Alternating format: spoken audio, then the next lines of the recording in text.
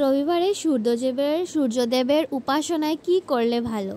সকালে সূর্যদেবের অর্ঘ্য দেওয়া, লাল ফুল বা লাল রঙের কাপড় ব্যবহার করা, রত্নের মধ্যে মাণিক্য রত্ন শুভ, লাল চন্দন, গুঁড়ো হলুদ, গম, গুড় নিবেদন করা যায়।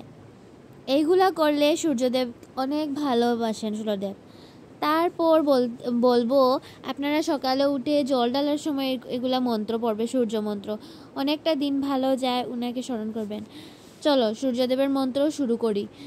ওম সূর্যায় নমো, ওম সূর্যায় নমো, ওম সূর্যায় নমো, ওম সূর্যায় নমো, ওম সূর্যায় নমো, ওম সূর্যায় নমো, ওম সূর্যায় নমো, ওম সূর্যায় নমো, ওম সূর্যায় নমো, ওম সূর্যায় নমো, ওম সূর্যায় নমো, ওম সূর্যায় নমো, ওম সূর্যায় নমো, ওম সূর্যায় নমো, ওম সূর্যায় নমো।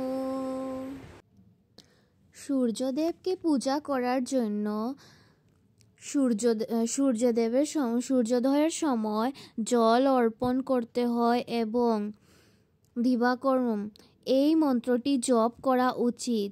এছাড়া সূর্যের পূজার রুদ্রাক্ষের ব্যবহার, তোমার পাত্র এবং সূর্যের দেবতার প্রতিমা বা ছবির সামনে অর্ঘ্য নিবেদন করা শুভ বলে মনে করা হয়।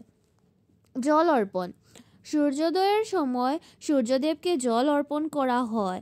তোমার পাত্রে জল নিয়ে তাতে লাল চন্দন, লাল ফুল এবং তিল মিশিয়ে সূর্যের দিকে অর্ঘ্য নিবেদন করা খুবই ভালো মনে হয়।